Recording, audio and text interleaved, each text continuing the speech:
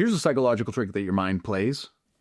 Let's talk about the psychology of not good enough. Thing is, our brain is really, really good at remembering things. And so one failure or one rejection, just one, can sometimes become a core belief. Because you didn't just think when you were rejected, oh, I guess they didn't like me. You thought, this must mean something about me. Maybe I'm unlovable. Maybe you were too quick to think that success was luck and that you can't give yourself credit for success only for your own failures. Maybe when you failed, you didn't think, I just failed at this one thing. You thought, I'm a failure. It identifies you, right? And that single moment becomes a lens, a distorted lens, but it's the lens that your brain keeps looking through. And over time, it stops questioning why the lens is there and starts building your entire identity around that lens, assuming that this is just the way the world is. And so every time you try to act, old stories, old memories flare up again, and they say, don't bother. Why try? You're never going to be like them. You're never going to fail. Even though you know that's not the whole truth, logically, consciously, it still feels true. Because again, your subconscious doesn't process logic. It's only memory, emotion, survival. In psychology, we call a belief like this a schema, which is a mental framework that is built up from past experiences. And once it's built, your brain filters new experiences through it. It's almost like you stop seeing opportunities as real. You'll stop seeing kindness as safe. You stop seeing yourself as capable. And the worst part is that now that you believe this, because your brain hates to be wrong, it goes off and it starts collecting evidence to support the lie, right? This is where self-fulfilling prophecies come from.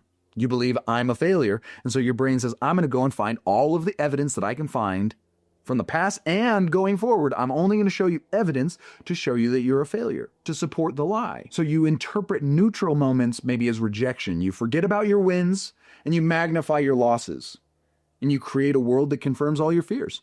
But good news, schemas can be rebuilt. They can be restructured through new memories, repeated action, new emotional experiences, and also, big one, intentional reflection. And when you practice a new response to whatever the stimulus is, whether that's like speaking up when you wouldn't normally, stand tall or staying calm, right? Being patient when you normally wouldn't, you begin to disprove the old beliefs in real time. You're not stuck with the story that you're handed. You get to write a new one. You are the author of your own life. So we could say we have the rejection or the failure in the first place. Then that leads to the belief that says, I'm not good enough as I am. Then anytime you go into the future into a similar situation, then you get emotionally triggered. And because you're emotionally triggered, you go through another rejection or failure, right? This provides more evidence for the self-fulfilling prophecy.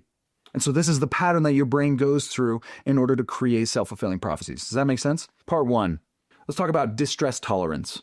Because truth is, you might not need more motivation. You need to be able to tolerate more distress. This means the ability to feel anxious and not run away. Do it anyway, right? The ability to feel inadequate and still speak up.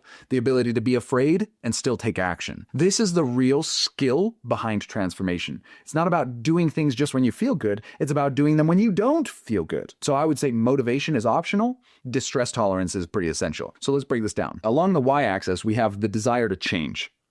Along the x-axis, we have tolerance to discomfort. This is where you feel numb.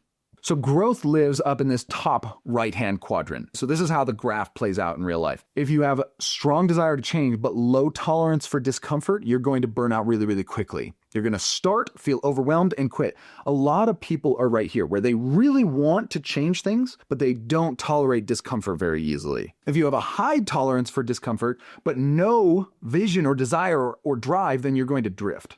You're going to endure things without moving forward. So if you lack both, you're numb, right? This is where a lot of people get stuck when they feel like I'm not good enough. But when both are high, when you both want to grow and you're willing to be uncomfortable while you do it, that's when life changes. Like if you've ever done like cold plunges or anything like that, this is the cold water metaphor. You step into something unfamiliar, the cold water. It stings, you tense up, but if you don't run and you stay, your body's going to adapt. And eventually the cold isn't going to feel as cold anymore. You've adjusted. The cold never bothered me anyway. Okay, this is what distress tolerance does for your nervous system.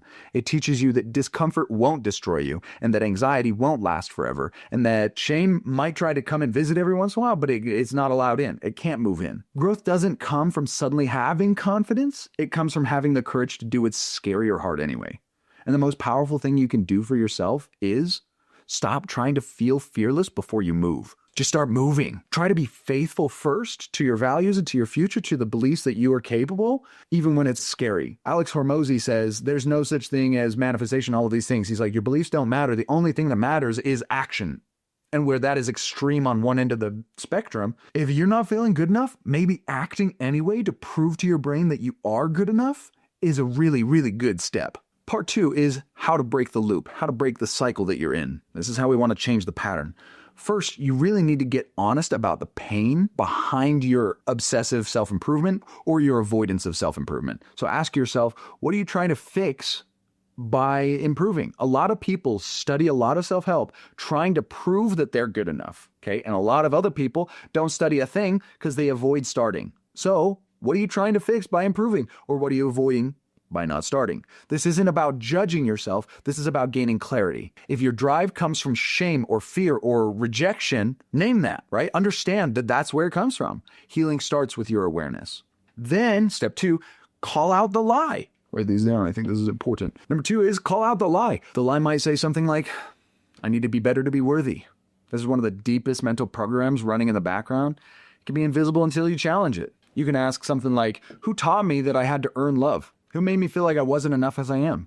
Not to blame those people, but to understand where it came from and so that you can start letting it go. I actually just created a video on how to reframe limiting beliefs and lies just like this one. So if you want more support on that specific step, check out this link above and I'll walk you through how you can deconstruct like internal beliefs in a practical and compassionate way. The next step is choose one truth that you already know. Just one. Maybe it's something that you heard that stuck with you. Maybe it's something that you read and you believed. Maybe it's something that came to mind or that you learned from this video. Like, let's go, right? I would love it if there was something from this video that you were like, I should apply that, right? But one thing that you already know you should be doing and then apply that one thing. It could be super simple. You could tell yourself something like, I'm allowed to grow at my own pace, or my past doesn't disqualify me from a new future. Or it could be, if I make the bed every day, then my life will be objectively better, and I know that. Decide where to apply it in your life. Just that one area. Don't try to fix everything all at once because I don't want you to burn out. So maybe the area is your social life. What's one thing that you could do to improve your social life? Maybe it's your job. What's one thing that I could do to fix my job? Have a better relationship with my boss or my peers, right? Maybe it's about self-talk when you mess up, right? If there's one thing, you're like, one thing that I could do to talk nicer to myself when I mess up, apply it. Right? This could apply to fitness, relationships, work, whatever it is. Like, name what it is that you want to do and find one domain where you can live that out. Step 3 is find out what you already know that you need to do and then do it. I love to ask the question, what's the best thing that I could do right now with my time? And often it's something I don't want to do. It's like clean up, make the bed, help somebody, make a call. And if you act, it's going to be great. But if you're like, but I don't feel good enough, act anyway. I don't want you to act because you feel ready. You need to realize that you no longer need to be ready before you can act. Does that make sense? Waiting to feel ready is just a trap. You don't need to feel confident enough. You don't need to feel committed enough. Action is what creates new emotional evidence. So each time you show up, even imperfectly, you're teaching your mind that change is happening, that it's possible, and that you are somebody who acts on what they feel they need to do. You need to start creating that paradigm in your brain, that lens, that schema. Does that make sense? You don't need to wait for perfect belief before you act. You act and your belief will follow. And yeah, guess what? It's going to be kind of uncomfortable. Yeah, guess what? It's going to be slow. Yeah, guess what? It's going to be work. But this time, you're not just chasing worthiness. Because I don't want you to act so that you are worthy. I don't want you to act to earn worthiness, right? You're not chasing worthiness with these actions. You're walking in worthiness because you're worthy right now, just as you are. Does that make sense? Part 3, the spiritual side of good enough. If you believe in God, then this part might matter even more. Because for a lot of Christians, not feeling good enough isn't just about this life. It's about eternity. It's about forever. You feel like if you fail yourself and others, you're also failing God. And that hits deep. Because when we think we're letting God down, we don't just feel guilty, we also feel condemned. A lot of us think, if I don't do this thing, or if I don't do it perfectly, or whatever it might be, then that means I'm a failure. If I'm a failure, I miss my purpose in life. If I miss my purpose in life, then I'm disappointing God. But if you started pretending, and I want you to do this, pretend that you're at the judgment bar of God, and God says, oh no, you were so close to getting into heaven, but you didn't get the job? They didn't hire you? I guess you're not good enough for heaven. You were loved romantically? Sorry, I wish I could let you into heaven. You were so close, but it requires a partner to get it into heaven. Yeah, right, sorry. You didn't make six figures? Can't use you. Didn't win the race? That's too bad, right? You didn't get a six-pack? If only you had a six-pack, you would have made an awesome angel. That sounds absurd, Kate. It's ridiculous. We intellectually and logically know that God is loving, but for whatever reason, emotionally, many of us still believe that he's keeping score. That God is looking down on us with disappointment rather than compassion. We seem to forget about the compassionate God, the merciful God, when we don't do things perfectly according to our own definition, that God is mad at us. But the truth is, God is not grading your life like a final exam. He's not a disappointed teacher. He's a loving father. He's looking at your heart, your humility, your willingness to grow, your desire to return to him. Yes, there is a scripture that says no unclean thing can dwell in the presence of God. And that would mean that none of us are good enough, because if life were fair, we'd all go to hell. You know what I mean? Okay? But that's also the reason we have grace and compassion, because where the scriptures do say none of us are good enough to make it into the presence of God as we are, it also says, though your sins be as scarlet, they shall be white as snow. Through Christ's mercy, atonement, sacrifice, we are made clean. We are made enough with him, right? And that's not earned. That's mercy. If I like to ask my clients, if they say, I just don't feel like I'm good enough, it's like, good enough for what? Good enough to have a relationship? Good enough to get a job? Good enough to pass a test? Maybe. And that's that. It's like, let's work through some of those things. But sometimes they say, I just feel like I'm not good enough for God. And the truth is, we're not good enough as we are for God. And that's why Christ matters. And that's why Christ's sacrifice matters. Does that make sense? Again, we didn't earn Christ's sacrifice. We didn't pay for his sacrifice by acting good enough. It's just mercy. It's a gift. It's a blessing. The scriptures also say, and I love this, God blesses those who keep his commandments and those who seek so to do. Does that make sense? This verse is one of the most compassionate and comforting truths in scripture, because it reminds us God is not just blessing those who do it perfectly.